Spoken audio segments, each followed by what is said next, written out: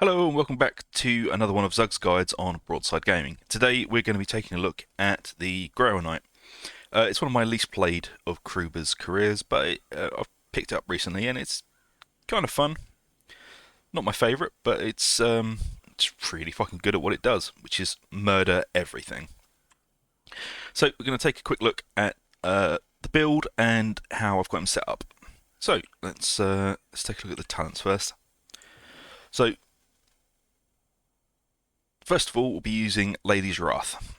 Melee killing blows restore temporary health based on the health of the slain enemy. It's really good. Temp health, everyone loves it. And with this build, you are a killing machine, so you will be just getting a lot of temp health.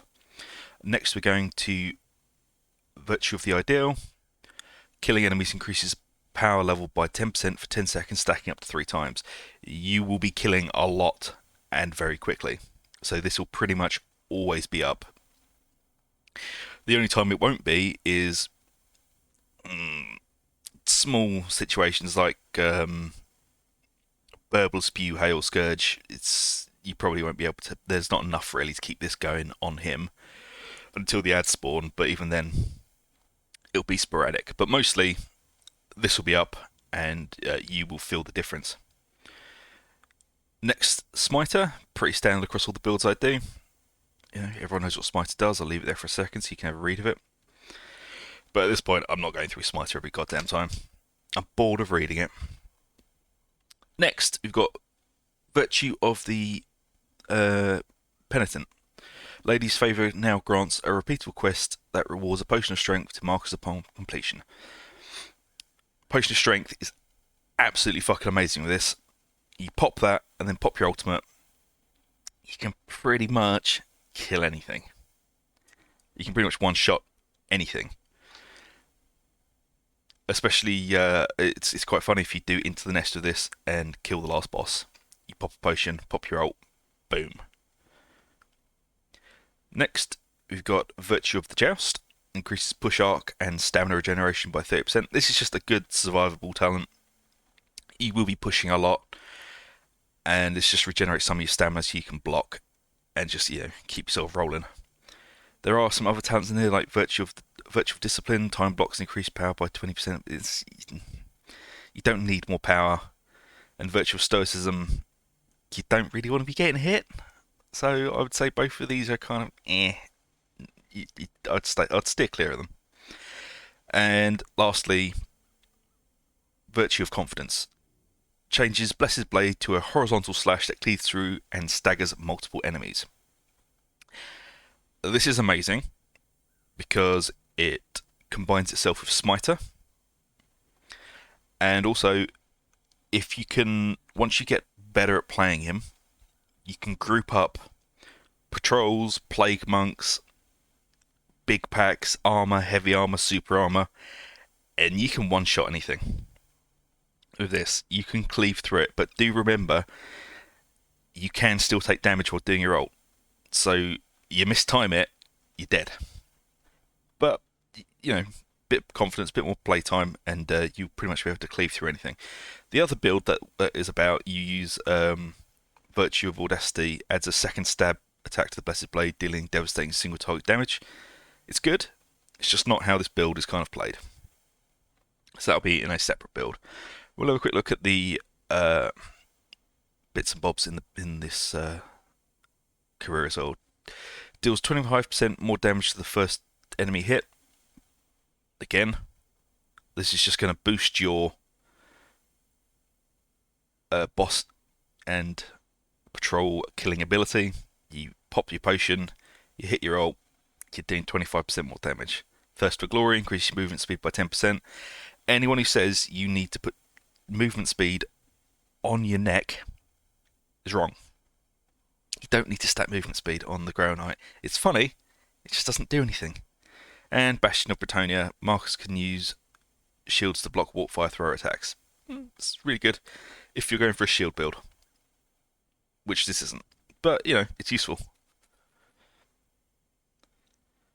And of course the passive ability, which is the Lady's Duty. Upon entering a mission, the Lady of the Lake grants 2 random duties for the Grail Knight and his party to complete. Upon completion, the party is granted a benison for the rest of the mission.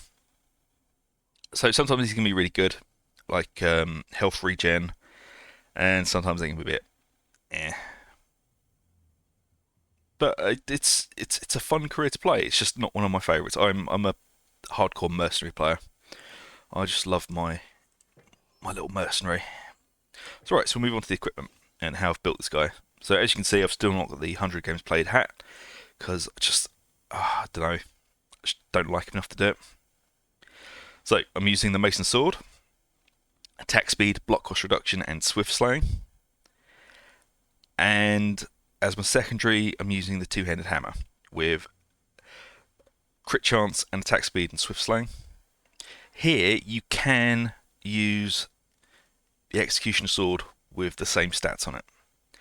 I just prefer playing with the great hammer because it's funny. So what you'd do for hordes, you'd be using the Mason Sword just to thrash through them and clear them really quick. For groups of, say, 3 or 4 with armor mixed in, you'd switch to the hammer. And you will just be popping heads. So with every swing, you will kill something. It's quite funny for me. That's why I enjoy playing the hammer. And the neck, health and block cost reduction with bark skin. Pretty standard across all my builds. And for the charm, you're using power versus chaos, attack speed, and concoction. Concoction is not an amazing choice for this, but it is if you want to just have that small burst of 10-second windows of being just a fucking killing machine. You can go with Decanter to have a longer potion for the strength, but Concoction's more sorry, I'm just reaching for words at the moment. Concoction's more for really small spurts of just insane power. And then for the trinket, of course, I'm still running Legend to try and find a bloody mace skin. So curse resistance and crit chance with shrapnel.